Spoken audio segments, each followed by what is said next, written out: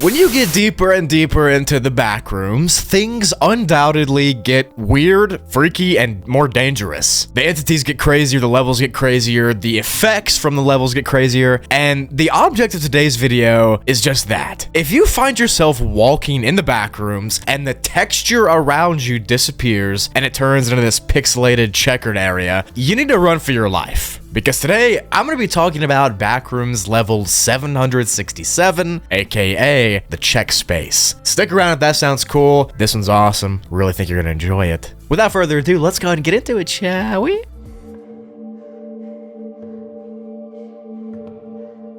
Level 767 of the Backrooms has been given a class undetermined difficulty because of all the stuff I just mentioned. It's got weird properties, mysterious information, and undocumented entities in there somewhere. We'll talk about all that in their proper sections. The level is nicknamed the checkspace because it's checkered, that's it. But mainly because the entire expanse of the level looks like an untextured plane and a chessboard, with black and white squares comprising everything. The entire level size is unknown as of right now, but it's assumed that it's infinitely repeating in these different areas, just like most Backrooms levels are. However, there are 3 specific zones in the checkspace that have been discovered, that have been mapped out and logged and all that stuff, and in these zones there are various effects that you're going to need to be aware of. The entire geometry of the entire level is unstable, and it's prone to warping and glitching, and nothing is really set in stone. It's like a de-textured Backrooms level. And because of this, no clipping hazards can result in a high number of casualties. The following is a comprehensive list of things that you need to be aware of when you're walking through this untextured plane, and things you just need to keep in the front of your mind to stay alive. Stepping on black tiles may accidentally no-clip one into the void. Areas will constantly shift to become unfamiliar to the wanderer traversing them. If one has stayed long enough, their mind may be tricked into seeing things that aren't there. Holes within the outside are common, but not easily seen. This may lead to one being stuck with no way out.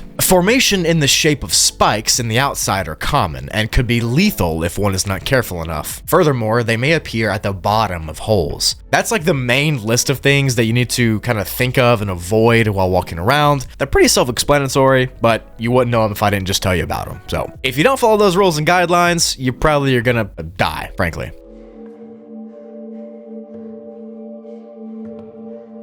But now that you've heard those, let's go ahead and get into the 3 specific zones I mentioned earlier: the inside, the outside, and the palace. The inside is the first part of the check space that you'll encounter. There are no entities in this area, which is nice, and the hazards that I just talked about are less likely to happen here. The inside usually appears inside, of course, and it takes the appearance of rooms and hallways and houses, kinda, that have these checkered floors. The flooring is a tile-like material, and it is cool to the touch. While exploring the inside, you might encounter several pieces of furniture or different rooms or things like that, but other than that, there's really not much to note. It's kind of just empty houses with checkered floors. The inside is, of course, the safest part. After walking through the inside, the only place that you can logically be led to is the outside. The outside is the area which is probably one of the most dangerous ones, known specifically for its dangerous layout and effects. The area takes the appearance of a large open expanse and cavern area with huge tall rooms. There are strange shapes and artifacts and glitched areas that take the form of cones and spikes and other geometric shapes. These can be very dangerous because, like I said earlier, you can fall through some of the tiles and end up below you on top of a spike, meaning you'll get stabbed in half. The outside areas are very expansive and they're easy to get lost in. Remember, the floors are unstable, they can lead you to falling through, and there's also floors beneath and above these floors. So it's kind of like an infinite Rubik's Cube that can get twisted around. The black tiles in this area of the check space have a high probability of leading directly to the void, which of course you don't want to go to. So it's in your best interest to avoid them and try to jump from white tile to white tile. It's also important to conserve your no clips while you're in the outside, because if you no clip excessively, you might get stuck in a dead end area or get stuck inside of one of the fragmented glitches, which again, you don't want to do. The outside of the check space is where you're going to interact with your first entity here, which again I'll touch on in the entity section. Hold your horses, but just know that they'll be here. The last zone that is beyond the outside inside is known as the palace. And this area sort of looks like the outside, but it has more of a royal castle palace theme. There are huge pillars and grand hallways and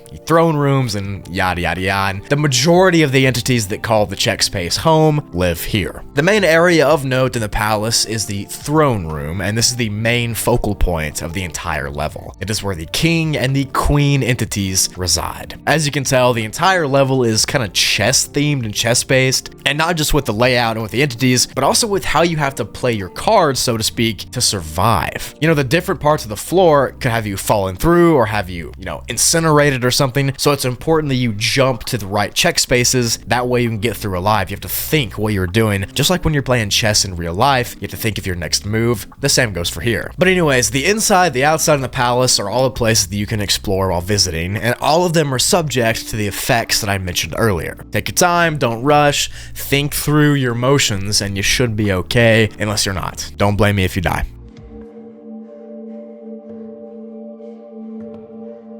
The main creatures of this level are tall, and they look to be chess pieces kind of anthropomorphized into more human forms. They're usually black and white in coloring, and the entities are pawns, knights, bishops, rooks, queen, and the king. Of course, from chess pieces in real life. The pawns are the most common entity here. You're likely to meet them while exploring the outside. Right before you get into the palace, they're kind of just out there, and they appear to be the size of a regular adult human. They're aggressive if approached, but they can only move and attack you on the diagonal squares, just like in real life chess. So if you avoid kind of approaching and scaring them, you can evade them easily. Knights are usually kind of above average in height compared to most people, and they're about 10 feet tall at the max. These ones are usually found at the entrances of the outside and the entrances of the palace, kind of guarding both areas, and of course they can move much more than pawns can. Because of this, it's really hard to get past them if you don't think. Again, you have to constantly think, but if you don't do that, you're gonna get outsmarted. You cannot kill or neutralize a knight, so if they choose to attack you, you're gonna have to just evade them. They can move 1 to the left and 2 down, 2 to the right and 1 down. They can move in L's pretty much. They're very strong, very aggressive. Try to avoid them.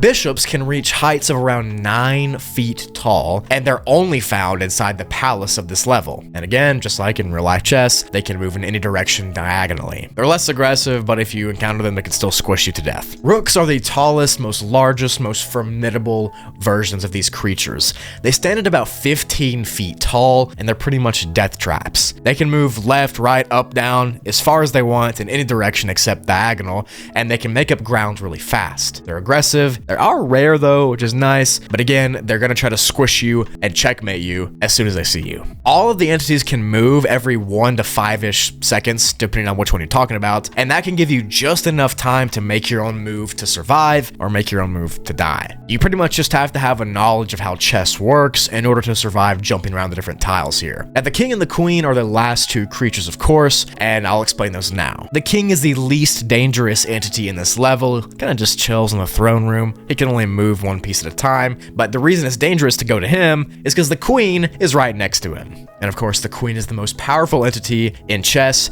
and in this level. In the Backrooms here, she is about 10 feet tall in height, and she protects the king at all cost. She can move any square, anytime, at any place. And if she feels threatened, then you're probably gonna die. If you've ever seen Harry Potter with the chess scene in that one, this is exactly how the level is, but on a way bigger scale. These giant stone-like entities are moving around, playing chess, and they'll squish you or checkmate you if they perceive you as a threat. So don't do that, and you might live, but you have to be smart, have to be cunning, have to decide really quickly what moves to make to avoid them. If you're good at chess, you'll be good at this level. To enter the level, you have to no-clip through any black and white chessboard on any level, and to exit, you have a bunch of options, but the easiest one is probably just trying to no-clip through the outside area to be sent to a different level. You can also do a pretty cool thing. If you checkmate the king by backing him into a corner, you'll get sent to level 399, Promised Land. So that's kind of a little incentive to come to this level, because if you do win the match effectively by checkmating the king, you'll be sent to the best level there is, which I guess is pretty cool, but I don't know if it's worth it. The check space is more dangerous than you might think it is off the bat. Between its entities, its effects, its glitchiness, and the way it works, and how hard it is to mentally survive the level, you might not survive. It takes a lot of brain power, a lot of foresight to beat all these entities in chess, because it's like you're playing 1 against, 30. And since this level's infinite and repeating, expansion, the rules continue to change depending on where you go. And me personally, I don't think it's worth coming here because I'm not trying to get squished by a giant chess piece. But let me know in the comments if you would come here and if you could win the level. That's it for the video. Thank you so much for watching. I love and appreciate each and every one of you. I really thank you all for those of you guys that watched to the end. You're real ones. Comment down below if you're watching to the end. I know who my real ones are, but leave a comment and I'll heart your comment. Check out all the links in the description if you want more from me, like Twitter, Instagram, all my other stuff, my other YouTube channels. I almost forgot what I was going to say, but that's it for the video, guys. I got nothing else to say here. Lots more coming soon to the Brugly channel. Hopefully you're ready. Hopefully you are. Summer's around the corner. That means Brugly Summer Spectacular is coming too. But with all that said, I'll see you in the next video.